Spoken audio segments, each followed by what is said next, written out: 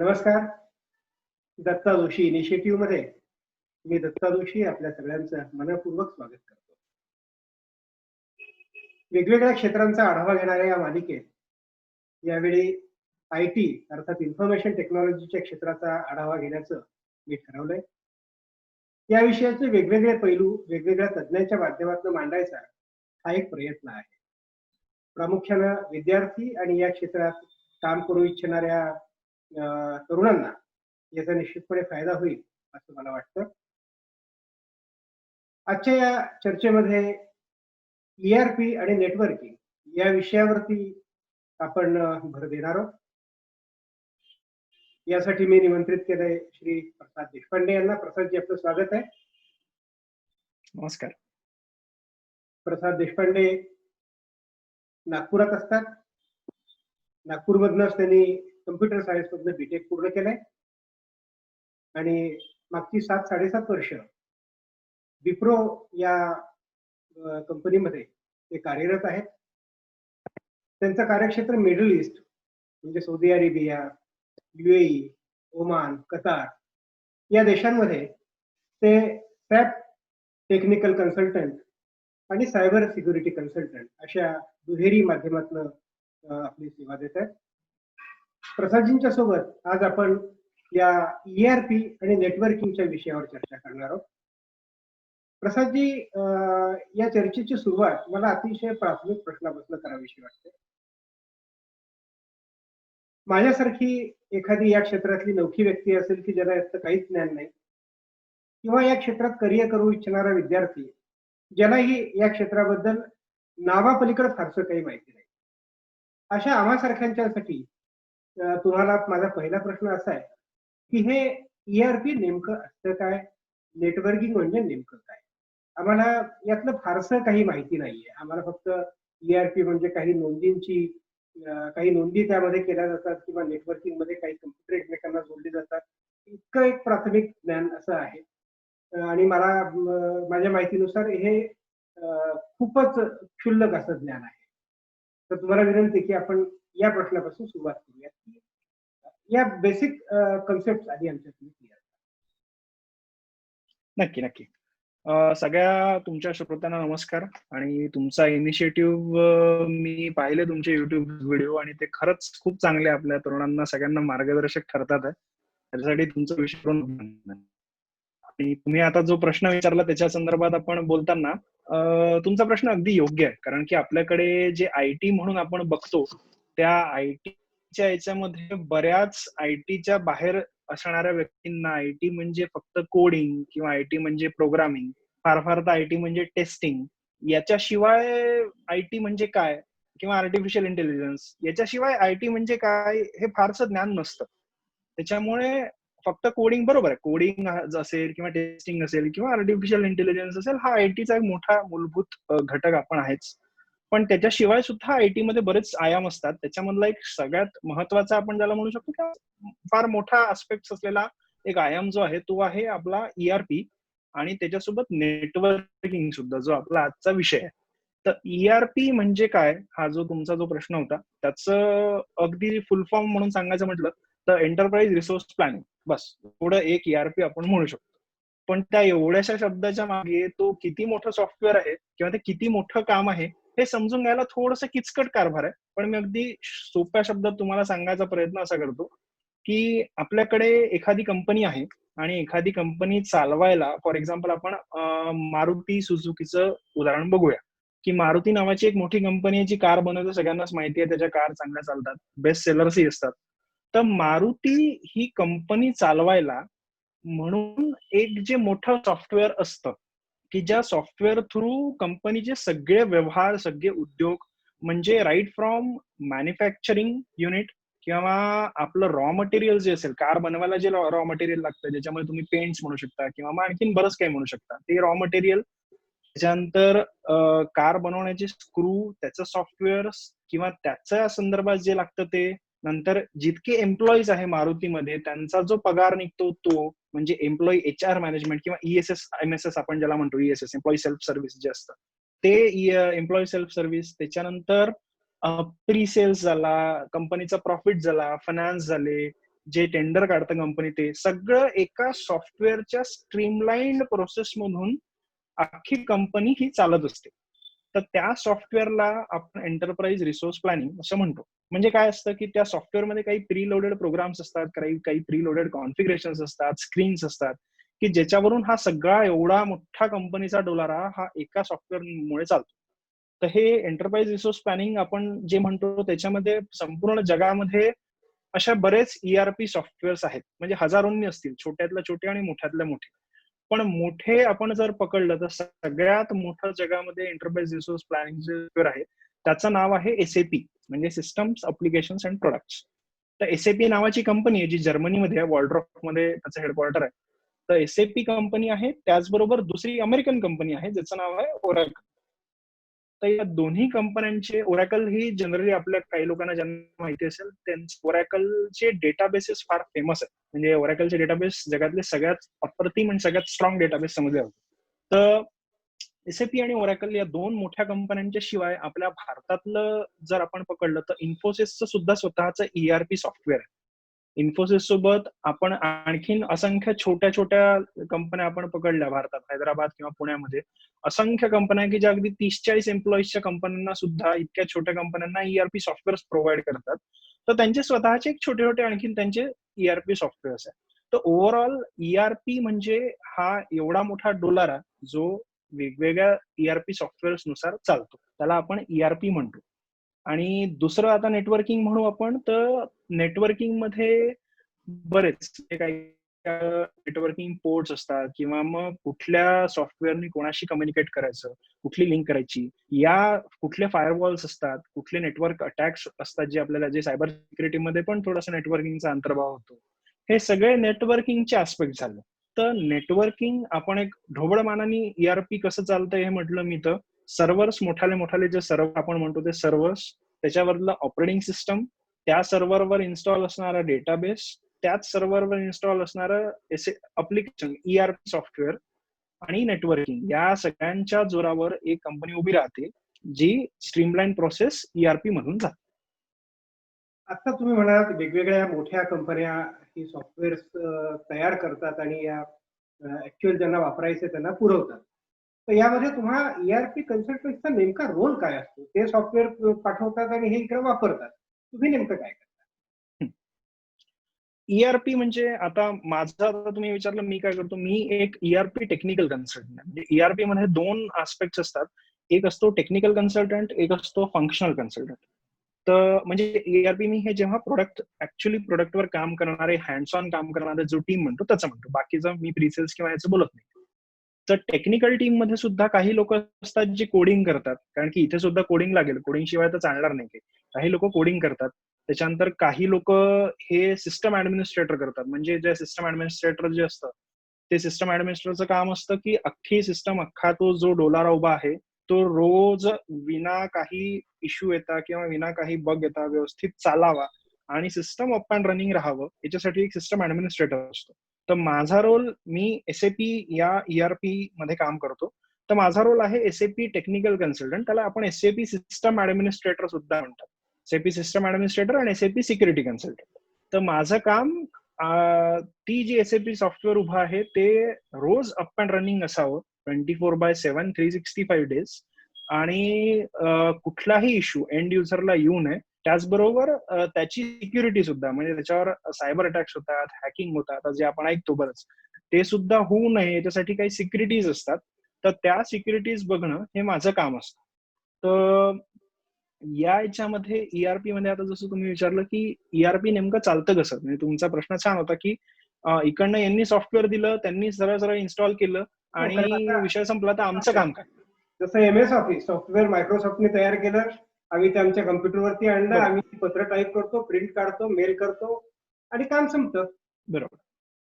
अगदी अगदी.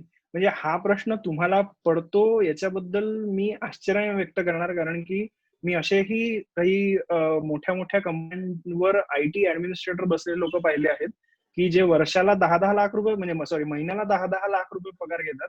असे लोक सुद्धा आम्ही जेव्हा SAP इम्प्लिमेंट करायला होते, म्हणे अरे तुम्ही टॉरेंट वरून डाउनलोड करा, नेक्स्ट नेक्स्ट नेक्स्ट दाबा, इन्स्टॉल करा, विषय संपला. त्याच्यासाठी तुम्हाला वर्ष, 1.5 वर्ष का लागतो एवढं मोठं इम्प्लिमेंटेशन करायला? तर हा प्रश्न तुम्हाला पडतो याचं मला आश्चर्य नाही.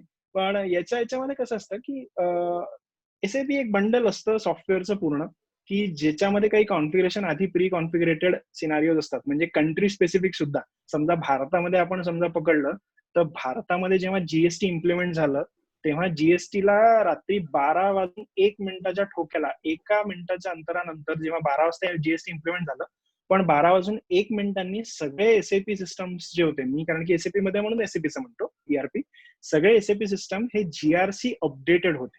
म्हणजे तो किती व्हास्ट लेवलवर त्याचा विचार करावा लागतो आपल्याला, की त्यांनी एक add on in the sense एक आपण अपडेट जे म्हणतो, तसं आपलं मोबाईलचं अपडेट वापरतं, त्यांनी सुद्धा GRCचं अपडेट दिलं होतं. पण अपडेट कॉन्फिगर करणं, आपल्या कंट्री स्पेसिफिक कॉन्फिगर करून घेणं, आपल्या राज्या स्पेसिफिक कॉन्फिगर करून घेणं, ते कॉन्फिगर केल्यानंतर त्याचं टेस्टिंग सायकल चालवणं, n number of testing cycle चालवणं, आणि ते टेस्टिंग झाल्यानंतर फायनली प्रोडक्ट जेव्हा गो लाईव्ह होतं, किंवा ज्याला आम्ही इम्प्लिमेंटेशन कम्प्लीट म्हणतो, रोल आउट म्हणतो, त्या रोल आउट पर्यंत या सगळ्या SAP कन्सल्टंटचा खूप मोठा भाग असतो. म्हणजे जसं आता मी टेक्निकलचं म्हटलं, टेक्निकलमध्ये आता कोडर्स असतात, पण ते कोडर्स कोडिंग करणारे किंवा डेव्हलपर्स जे असतात प्रोग्रामर, ते प्रोग्रामिंग कशावर करतील? त्यांना जेव्हा इनपुट्स मिळतील की मला हे हवं आहे, तेव्हा ते कुठल्या तरी फंक्शनल कन्सल्टंटकडनं, कुठल्या तरी कन्सल्टंटकडनं ते त्यांना इनपुट मिळाले की ते तसे कोडिंग लेवलवर चेंजेस करतील. मग त्यांना कोण हे डील आहे? त्यांना मग तो फंक्शनल कन्सल्टंट देतो. आणि हे फंक्शनल कन्सल्टंट कसे असतात, की फॉर एक्झाम्पल आता फायनान्स ही आपण एक फील्ड बघितली, तर आता मी हा इंजिनिअरिंगचा बॅकग्राऊंडचा विद्यार्थी आहे, त्याच्यामुळे मला फायनान्समध्ये काय चालतं हे मला हीच कल्पना नाही. म्हणजे आज मध्ये फायनान्स फील्डमध्ये जे काय सॉफ्टवेअर मध्ये आमचे आहेत, ते मला विचारलं तर मला काडीचंही त्याच्याबद्दल काहीच ज्ञान नाही. त्याचं ज्ञान कोणाला असेल आहे, जो MCOM झाला आहे किंवा जो CA झाला आहे. या माणसाला, कॉमर्स बॅकग्राऊंडच्या माणसाला याचं नॉलेज राहील. त्याच्यामुळे आता माझ्या टीम मध्ये, माझ्याच टीम मधलं मी उदाहरण असं देऊ शकतो, की माझ्या टीम मध्ये सुद्धा CA केलेले, अगदी BCom MCOM केलेले लोक सुद्धा माझ्या एक SAPचं सर्टिफिकेशन करून ते IT कंपनीमध्ये लागले आहेत. आणि आमच्याच बरोबरीने IT सॉफ्टवेअर इंजिनियर सोबत सुद्धा साधा BCom MCOM झालेला माणूस सुद्धा IT इंजिनियरच्या तोडीचा पगार घेतो. हे आता बाहेरच्या लोकांना, नॉन IT वाल्यांना समजा सांगितलं मी, तर त्यांना आश्चर्य वाटेल, अरे असं कसं? त्याच्यासाठी तर आम्ही तर ऐकलं की इंजिनिअरिंग करावं लागतं किंवा हे करावं लागतं. कारण पण माझाही ते समज की या क्षेत्रात यायचं तर तुम्ही इंजिनियर असायला हवं, ते पण IT इंजिनियर असायला हवं, त्यातलं स्पेशलायझेशन असायला हवं. पण तुम्ही सांगताय हे चित्र खूपच वेगळं आहे. म्हणजे आर्ट्स, कॉमर्स, सायन्स सगळ्यांना हे जमतं? नाही, आर्ट्स आपण नाही मग पकडणार, कारण की आर्ट्सचा तसा इथे संबंध येत नाही. कॉमर्सचा मी हो याच्यापुरता म्हटलं, कारण की फायनान्स कन्सल्टंट SAP मध्ये एक डोमेन असतं, ज्याचं SAP FICO आम्ही ज्याला म्हणतो, फायनान्स अँड कंट्रोलिंग, आणि एक FICA नावाचं असतं, जे थोडंसं छोटं सॉफ्टवेअर असतं, फायनान्स अँड कंट्रोलिंग पेक्षा छोटं मॉडेल असतं, आणि एक ट्रेजरीचं सुद्धा मॉडेल असतं. तर या फायनान्स स्पेसिफिक ज्या ऑपरेशन्स चालतात, त्या सगळ्यांसाठी बरेचसे, म्हणजे तुम्ही आपल्या भारतातल्या IT कंपन्यांचा विचार केला तर जवळपास 60 ते 70% लोक तिथे हे कॉमर्स बॅकग्राऊंडचे असतात. म्हणजे अगदी MCOM झालेला, किंवा अगदी BCom विथ MCA असं काहीतरी झालेला, किंवा जे काय, ज्या असं परमिटेशन कॉम्बिनेशन, म्हणजे कॉमर्सचं बॅकग्राऊंड असलेला माणूस तिथे लागतो. तो लागतो. आता त्याच्याशिवाय मी हे कॉमर्सचं असं एक्झाम्पल दिलं. त्याच्याशिवाय आता आपण असं म्हणतो की आपण HR सुद्धा एक म्हणतो की HR आज खूप MBA वगैरेचं सुद्धा हे असतं. तर HR, आता आपण ह्युमन रिसोर्स हा खूप मोठा, सगळीकडे ह्युमन रिसोर्स लागतातच. म्हणजे जिथे जिथे तुमची कंपनी आहे, तिथे तिथे ह्युमन रिसोर्स लागणार, तिथे HR कन्सल्टंट लागणार. तर तिथे सुद्धा बरेच HR केलेले, म्हणजे MBA इन HR या डिग्रीवाले सुद्धा कन्सल्टंट SAPचा कोर्स, टेक्निकल जो HRचा स्पेसिफिक कोर्स असतो, तो कोर्स करून ते HR कन्सल्टंट म्हणून MBA झालेले लोक सुद्धा आमच्यासोबत लागतात. म्हणजे हे ओव्हरऑल किती फक्त इंजिनियर्सच लागतात तर असे नाही, हा सगळ्या बॅकग्राऊंड मधले लोक या ERP मध्ये समाविष्ट होतात. कारण मला असं या सगळ्या याच्यात दिसतंय की ARP मध्ये फक्त त्या कंपनीचा तांत्रिक तपशील नसतो, तर त्या कंपनीची इच अँड एव्हरीथिंग त्यामध्ये असते. त्यामुळे एखाद्या कंपनीत ज्या ज्या ज्ञानशाखांची गरज असते, त्या सगळ्या ज्ञानशाखांचे विद्यार्थी किंवा त्या सगळ्या ज्ञानशाखांचे हे कर्मचारी, मला असं वाटतं की ERP डेव्हलपमेंटसाठी लागतात. हा ERPचा एक हो. प्राथमिक भाग आपण समजून घेतला. आता मला विचारायचं ते नेटवर्किंगचे बाबतीत. हे नेटवर्किंग म्हणजे नेमकं तुम्ही काय करता? कारण मी जसं सुरुवातीला म्हणालो की आमचं नेटवर्किंगचं ज्ञान कम्प्युटरला कम्प्युटर जोडला की संपलं. त्या पलीकडे जाऊन या गोष्टींचं नेटवर्किंग नेमकं काय असतं? नेटवर्किंग मध्ये म्हणजे एक नेटवर्किंग खूप मोठा आस्पेक्ट असतो. म्हणजे जसं तुम्ही म्हटलं की या कम्प्युटर जोडला की विषय संपला, तर अगदी बरोबर आहे. म्हणजे तसा ढोबळमानाने विचार केला तर तुमचं स्टेटमेंट अगदी करेक्ट आहे की या कम्प्युटरची या सोर्सची या सोर्सचं टार्गेटशी कनेक्शन झालं की नेटवर्किंग संपलं, विषय संपला. पण आता सोर्स आणि टार्गेट हे आपण काय कशा प्रकारचे आहे त्याच्यावर डिपेंड आहे. म्हणजे सोर्स कधी कधी अमेरिकेमध्ये बसला असेल आणि तुमचा टार्गेट भारतात बसला असेल, त्याचं कनेक्शन तुम्ही कसं करणार? त्याचं कनेक्शन कुठल्या तरी वेबसाईट वरून होईल किंवा ते वेबसाईटचं मग डेटा शेअरिंग कसं होईल. मग त्या वेबसाईटच्या याच्यासाठी फॉर एक्झाम्पल मी आता www.google.com टाकलं, तर ते google.com वरून गेल्यानंतर माझ्या कम्प्युटरवरून टाकलेला ऑर्डर त्याच्या कम्प्युटरवर जाऊन त्याच्या समोर तेच वेब पेज कसं दिसेल जे डेव्हलप केलेलं आहे. या सगळ्यामध्ये एक नेटवर्किंगचा आस्पेक्ट येतो, ज्याच्यामध्ये फायरवॉल्स येतात, ज्याच्यामध्ये नेटवर्किंग फील्ड येतात, डीएनएस येतात, असं बरंच एक टेक्निकल आस्पेक्ट येतो. तर एक ओव्हरऑल मोठा मोठी विचार आपण केला समजा, तर नेटवर्किंग इज येस, तुम्ही जसं म्हणाला तसं की connectivity between a source and a target that should be your networking. मग ते सोर्स आणि टार्गेट व्यक्ती असू शकतो, एखादा लॅपटॉप टू एखादा सर्व्हर असू शकतो, किंवा एखादा सर्व्हर टू दुसरा सर्व्हर पण असू शकतो. तर या सगळ्या आस्पेक्टला जोडणारं एक नाव आहे, ते असतं नेटवर्किंग. तर हे नेटवर्किंगच्या विषयामध्ये तुम्ही नेमकं काय साधता? म्हणजे हा फक्त डेटा ट्रान्सफर असतो की याच्या पलीकडे जाऊन अजून काय काय असतं? त्याच्यामध्ये बरंच असतं. म्हणजे प्रत्येक वेळेस तो डेटा ट्रान्सफर असतो असं मी म्हणणार नाही. त्याच्यामध्ये कधी कधी कनेक्टिव्हिटी आस्पेक्ट सुद्धा येतात. म्हणजे फॉर एक्झाम्पल तुम्ही आता बोलत आहात किंवा मी बोलतो आहे, आता आपण आता जे बोलून राहिलो ते कुठल्या ना कुठल्या तरी नेटवर्किंग थ्रू चाललंय, बरोबर. त्याच्या ह्याच्यामध्ये डेटा ट्रान्सफर होतोय, पण तो डेटा ट्रान्सफर हा बाईट्सच्या फॉर्मॅटमध्ये टेक्निकल स्पेसिफिकेशन मध्ये हा डेटा ट्रान्सफर आणि डेटाबेस मध्ये जो डेटा ट्रान्सफर होतो तो डेटा दोन्ही सारखाच झाला. तर या याच्यामध्ये डेटा ट्रान्सफरच्या शिवाय सुद्धा कनेक्टिव्हिटी असते, की एखादं फॉर एक्झाम्पल मी एखादा सर्व्हर ऍक्सेस करतो आहे किंवा एखादी google.com ही अशी एक वेबसाईट मी जर ऍक्सेस करतोय, तर त्याच्यासाठी सुद्धा गुगल्सचे काही पोर्ट ओपन असले पाहिजे. पोर्ट म्हणजे आपल्याकडे जो आपण एक फिजिकल पोर्ट जो म्हणतो, त्या पोर्टशी एखादा कनेक्टेड असलं की तो एक फिजिकल पोर्ट प्रत्येक सर्व्हरवर किंवा प्रत्येक स्विचवर किंवा प्रत्येक राउटरवर असतात, ते तुमचे ओपन असले तरच ती कनेक्टिव्हिटी साध्य होते. तर हे कनेक्टिव्हिटीचं पोर्शन झालं. त्याच्यासोबत पोर्टची सिक्युरिटी पण आली, कारण की पोर्ट हे फिजिकली सुद्धा हॅकेबल असतात. तुमचं पेनड्राईव्ह सुद्धा एक पोर्ट झाला, तो सुद्धा एक टाईप सी पोर्ट असतो, ते पोर्ट सुद्धा असतात.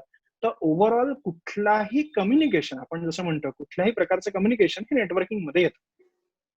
ओके. म्हणजे थोडक्यात ERP, नेटवर्किंग ही थोडीशी अशी वेगळ्या प्रकारची क्षेत्र दिसतात. म्हणजे लँग्वेजेस, कोडिंग, सॉफ्टवेअर त्याच्या पलीकडे जाऊन हे मला असं वाटतं काहीतरी एक वेगळं क्षेत्र आहे.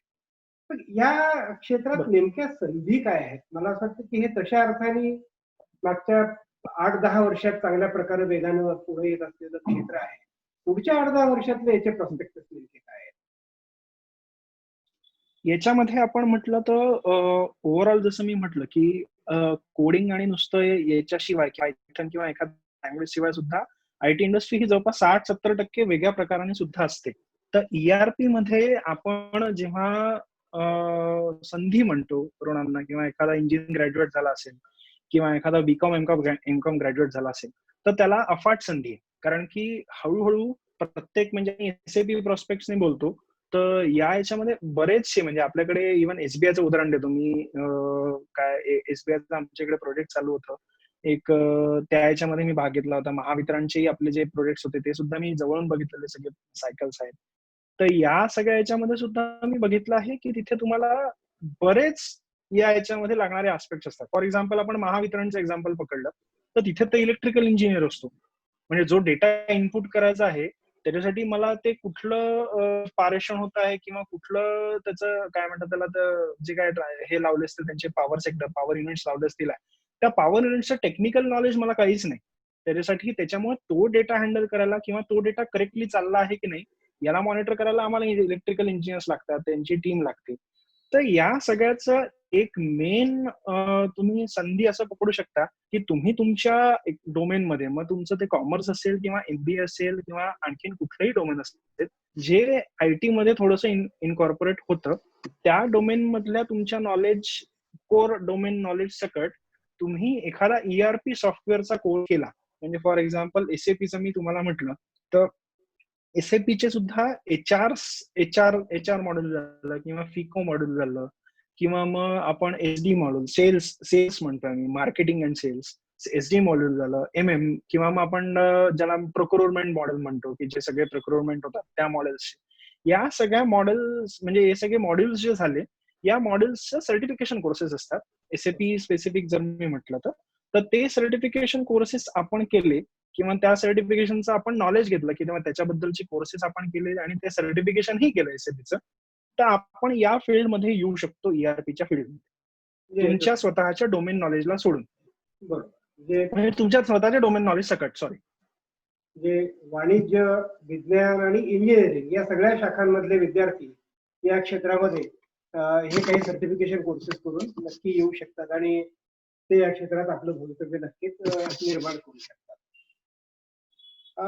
एक शेवटचा प्रश्न म्हणून मला हे विचारायचं की भविष्यामध्ये, मी जसं पहिल्या ह्याच्यातच विचारलं की पुढच्या 10, 15, 20 वर्षानंतर या क्षेत्राला वाव नेमका किती राहणार आहे, किंवा बऱ्याचदा असं असतं की काही फील्ड असतात की त्या काळात हॉट फील्ड असे असतात, .com एक मधला पोर्शन होऊन गेला किंवा असे वेगवेगळे.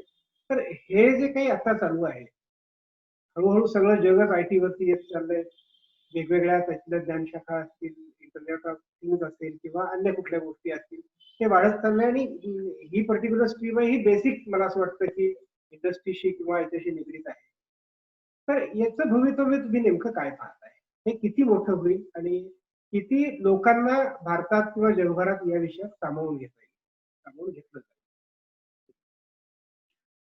हा एक थोडासा मी याचं थोडंसं काय म्हणता येईल तर आपलं थोडंसं वेगळं, आणखीन थोडंसं हाय लेवलवरून उत्तर देतो की आपण जेव्हा IT किंवा स्पेसिफिक ERP IT जेव्हा कन्सिडर करतो, तेव्हा फक्त IT इंडस्ट्री म्हणून आपण याच्याकडे बघत नाही. म्हणजे फॉर एक्झाम्पल आपण मॅन्युफॅक्चरिंग युनिट, जसं मी तुम्हाला म्हटलं की मारुतीने सुद्धा SAP इम्प्लिमेंट केलेलं आहे किंवा SBIने SAP इम्प्लिमेंट केलेलं आहे, किंवा त्याबद्दल बाटा ही कंपनी पकडली आपण शूजची, त्यांनी SAP इम्प्लिमेंट केलं आहे. मी जेव्हा दुबई आणि याच्या सगळ्या याच्यात होतो, दुबईमध्ये काही त्यांनी शाळांमध्ये सुद्धा ERP सॉफ्टवेअर इम्प्लिमेंट केलेलं आहे. तर या सगळ्याच्या याच्यामध्ये तुमचं बाकी म्हणजे बाकी इंडस्ट्री ओव्हरऑल जशी वाढेल किंवा जशी इनकॉर्पोरेट करत जाईल ERP किंवा SAP ऍज अ सॉफ्टवेअर, तसं तो तुमचा ग्रोथ रेट किंवा तुमचे चान्सेस किंवा हे सगळे वाढत जातील किंवा तुमच्या संधी वाढत जातील. तर मी आता जसं म्हटलं की ERP स्पेसिफिक तुम्ही 10-15 वर्षाचं जे म्हणताय, तुम्ही जसं हे विषय घेतला आर्टिफिशियल इंटेलिजन्स तुमच्या याच्यामध्ये, तर आजकाल हे आर्टिफिशियल इंटेलिजन्स हे ERP मध्ये सुद्धा आलेलं आहे. म्हणजे मी माझं स्वतःचं उदाहरण दिलं तर 7-8 वर्षापूर्वी मी जे काम करायचो, म्हणजे जे काम करण्याची सुरुवात मी केली होती, ते काम आज जे नवीन पोरं लागले आहेत, जे ग्रॅज्युएट झालेले आहेत किंवा जे कोर्स करून लागलेले आहेत, BCA MCA केल्यानंतर जे IT इंडस्ट्रीमध्ये ऍज अ टेक्निकल कन्सल्टंट म्हणून, ज्युनियर टेक्निकल कन्सल्टंट म्हणून लागतात, त्यांना हे काम करावंच लागत नाही, जे आम्ही 8 वर्षापूर्वी जे आम्ही लागल्यानंतर करायचो, कारण की ते सगळं ऑटोमेटेड झालं आता प्रोसेस. तर ऑटोमेशनचा हिस्सा किंवा मार आपण ज्याला म्हणू, ही ERP वर सुद्धा आहे. पण शेवटी काही डोमेन्स असतात की जिथे तुम्हाला ह्युमन इंटरव्हेन्शन हे लागतच लागतं. म्हणजे तुम्ही ऑल अँड ऑल एखादा आपण सर्व्हर म्हटलं की हो बरोबर, तुमचा सर्व्हर क्रॅश झाला किंवा सर्व्हरवर काही प्रॉब्लेम झाला, सिस्टम डाऊन झाला, तुम्ही ईमेल वगैरे सगळं ट्रिगर कराल, सगळं कराल. अगदी क्लाउड मध्ये जरी सुद्धा असलं, क्लाउड सर्व्हिसेस आपण पकडलं तर आता सगळे क्लाउड मध्ये मूव्ह होतात.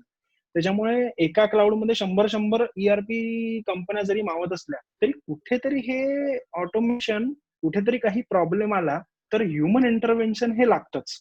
त्याच्यामुळे प्रत्येक ठिकाणी, whether it's a technical field or it's a functional field, तिथे तुम्हाला ह्युमन इंटरव्हेन्शन लागेल. म्हणजे फिनान्स, समजा मी एखादा रिपोर्ट चालवून राहिलो किंवा एखादा रिपोर्ट चालवतोय की ज्याच्यामध्ये मी सगळं पेरोल जनरेट करतो आहे किंवा आणखीन काही फिनान्स, एखादं काय म्हणतात, मी एखादा कॉन्ट्रॅक्ट आला आहे तर त्याच्यासाठी पैसे रिलीज करायचे आहे, PR रिलीज करायचा आहे, हे सगळं फायनान्सचं हे ऑटोमेशननी जरी व्हायला लागलं तरी सुद्धा ते कसं ऑटोमेशन करावं किंवा कुठपत ऑटोमेशन करावं हे ठरवणारा ब्रेन जो असतो तो ह्युमन बिंग असतो, आणि त्याच्यात त्याला म्हणतात कन्सल्टंट. म्हणजे तो फंक्शनल कन्सल्टंट असू दे किंवा टेक्निकल कन्सल्टंट असू दे.